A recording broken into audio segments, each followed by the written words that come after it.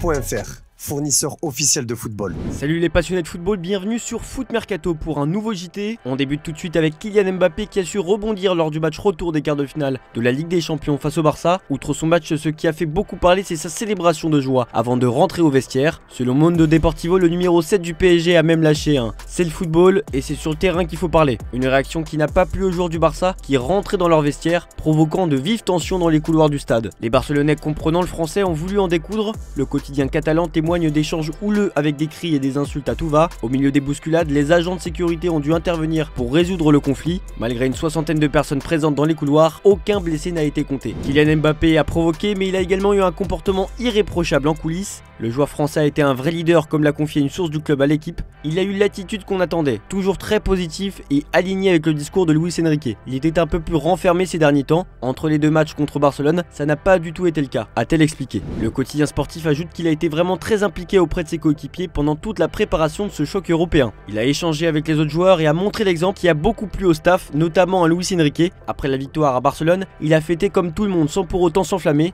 Il a d'ailleurs pris la parole dans les vestiaires pour adresser quelques mots au groupe selon le Parisien. Il en a aussi profité pour chambrer son coéquipier et ami Ousmane Dembélé qui a réalisé un gros match face à son ancien club. On espère que cette attitude permettra au club de la capitale d'aller au bout en Ligue des Champions. Autre joueur important de cette quête parisienne, Ousmane Dembélé. Pour son retour à Barcelone, il a brillé face à son ancienne équipe. Élu homme du match, le Parisien s'est dit ne pas être affecté par les sifflets du public catalan, mais celui qui est resté 6 années au Barça a également été victime d'actes racistes. Et selon les informations de RMC Sport, le club de la capitale a décidé de saisir l'UEFA. Le PSG a envoyé une lettre à l'instance européenne pour dénoncer les actes et les cris racistes de certains supporters du Barça à l'encontre du joueur français. A noter que les gestes racistes et les saluts nazis qui ont eu lieu dans le parquage barcelonais au Parc des Princes la semaine dernière ont été sanctionnés par l'UEFA. Le Barça écope ainsi d'une amende de 32 000 €. Le club espagnol devra aussi contacter le PSG dans un délai de 30 jours pour régler les dommages créés par ses supporters. Enfin, l'UEFA a aussi imposé une interdiction de vendre des places de visiteurs à ses supporters pour 1 an avec sursis. Pour rester du côté du Barça, Araujo n'a pas attendu pour répondre à son coéquipier Ilkay Gundogan, puisqu'on vous le rappelle, l'Allemand avait taclé son coéquipier expulsé en première période après avoir fait chuter Barcola en position de dernier défenseur. Je préfère garder ce que je pense pour moi, j'ai des codes et des valeurs qu'il faut respecter, a répondu le défenseur uruguayen plutôt amer lors d'un événement organisé à Barcelone. On connaît désormais les noms des 4 clubs qualifiés pour les demi-finales de l'UEFA Champions League. Le Bayern Munich et le Real Madrid ont rejoint le Paris Saint-Germain et le Borussia Dortmund dans le carré final. L'UEFA a publié dans la nuit le calendrier des demi-finales. Les Bavarois accueilleront les Merengues à l'Allianz Arena le mardi 30 avril. Le match retour au Santiago Bernabéu aura lieu le mercredi 8 mai. De son côté, le Paris Saint-Germain se déplacera au Signal Iduna Park pour défier le BVB le 1er mai. Les hommes de Luis Enrique auront l'avantage de recevoir au Parc des Princes lors de la manche retour prévue le 7 mai. D'ailleurs, en attendant de voir les Parisiens se confronter aux Allemands, nous vous posons la question suivante: le PSG va-t-il éliminer le Borussia Dortmund?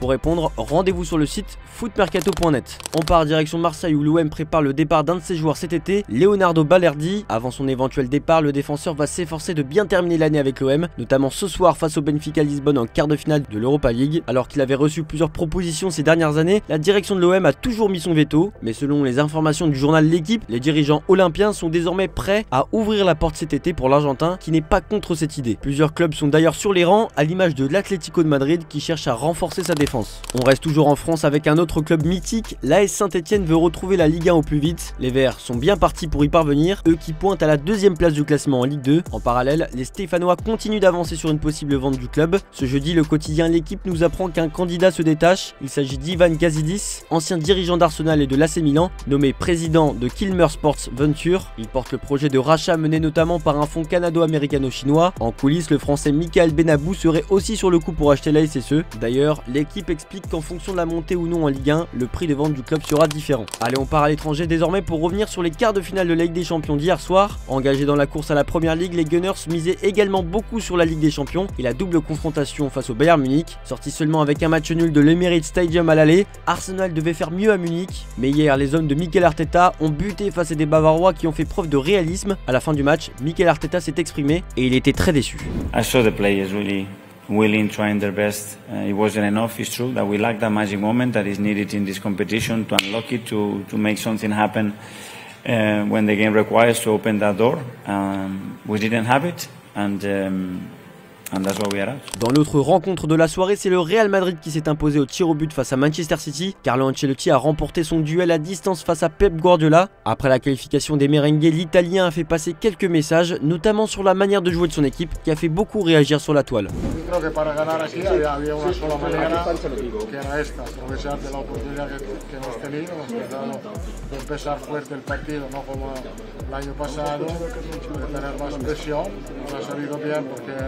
Hemos marcado pronto y después a defender, a luchar, a sacrificar.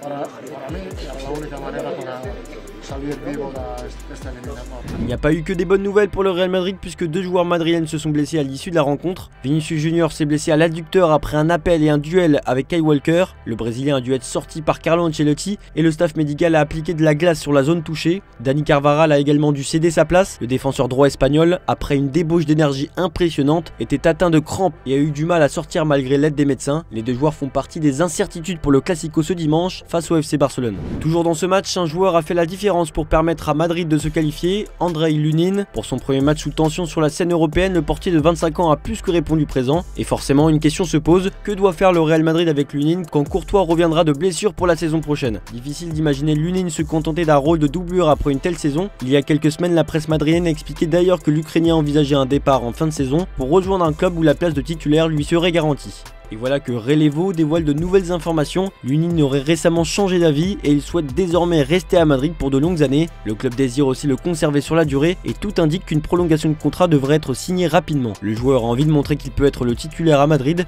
et le club espagnol est ravi de l'avoir. Le journal précise que l'état-major madrilène ne s'attendait logiquement pas à voir Lunin à ce niveau et a donc été agréablement surpris de ses prestations. Suite à la qualification des madrilènes, Karim Benzema a réagi et il est très heureux pour son ancien club. Le Français qui évolue désormais à Al Ittihad en Arabie Saoudite a affiché son soutien au Real Madrid sur Snapchat. On le voit ainsi ce matin en train de boire un café avec en fond un commentaire de Thierry Henry lors d'un match des merengues. Le coach des espoirs dit « Wow, c'est Madrid en face.